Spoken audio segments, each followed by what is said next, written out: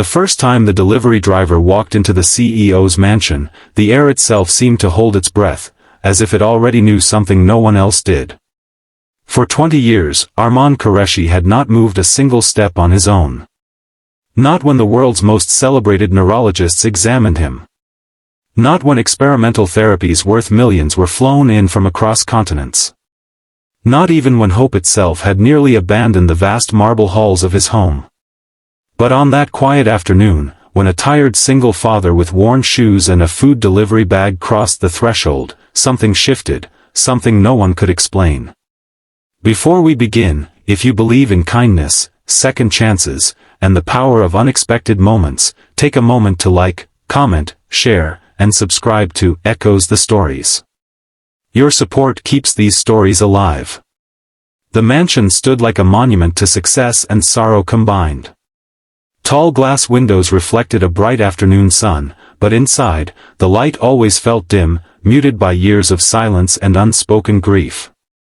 Armaan Qureshi, once known as the youngest CEO to build a billion-dollar empire, now spent his days confined to a custom-built chair, staring at the garden he could no longer walk through. The accident had happened on a day much like this one.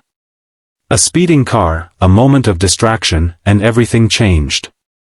Doctors called it a rare neurological trauma, his brain intact, his mind sharp, but his body unresponsive.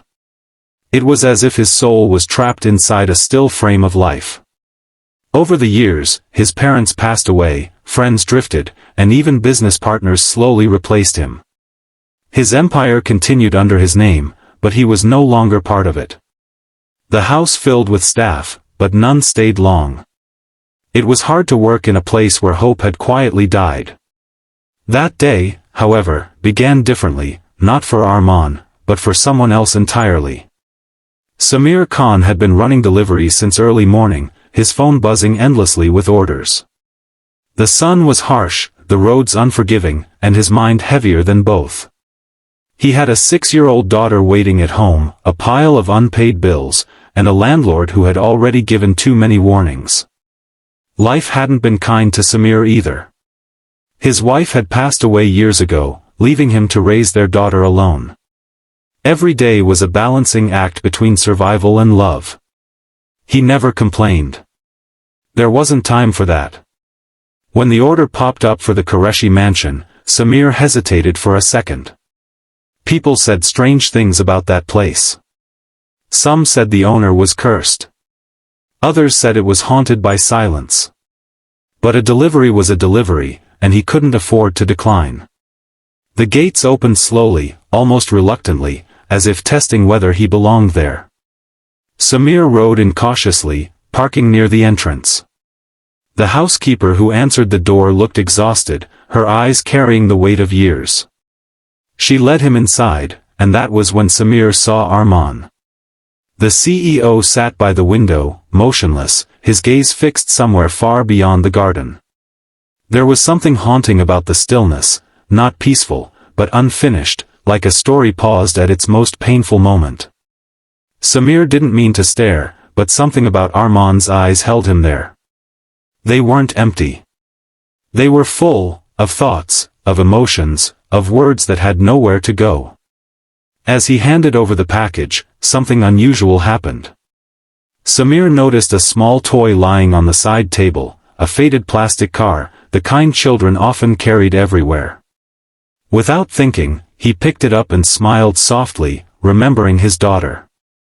Then, in a voice so gentle it almost blended with the silence, he spoke, not to the staff, but to Armaan.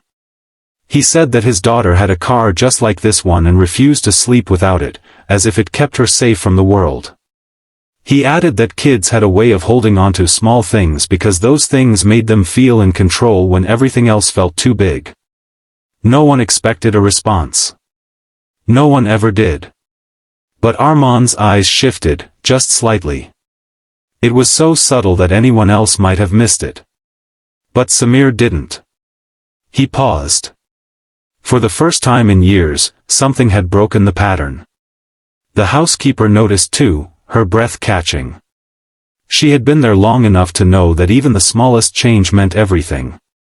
Samir didn't understand what he had done, but something inside him told him not to rush away.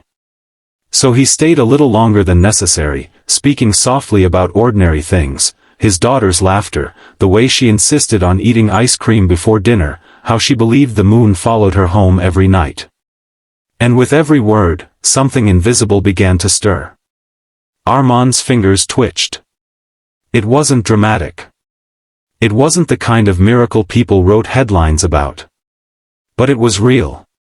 The next day, Samir returned. Not because he had to, but because something in him wouldn't let him ignore what he had seen. He told himself it was curiosity, but deep down, it felt like responsibility. Day after day, he found reasons to come back. Sometimes with deliveries, sometimes with small stories. He never forced anything. He simply spoke, to Armaan, not at him. He treated him like a person, not a patient. Weeks passed, and the changes grew. A slight movement of the hand turned into the ability to grip. A flicker in the eyes turned into focus. Doctors were called again, their skepticism slowly replaced with confusion. They ran tests, adjusted treatments, searched for explanations. But none of it made sense. The progress didn't follow medical logic. It followed connection. Samir never claimed to understand it. He only knew that when he spoke, Armaan listened, not just with his mind, but with something deeper, something that had been asleep for 20 years. One afternoon, Samir brought his daughter along. She was shy at first, holding tightly onto his hand. But when she saw Armaan, she didn't see a broken man. She saw someone who looked lonely. She walked up to him and placed her small toy car in his lap, the same kind he had noticed on the first day. The room fell silent.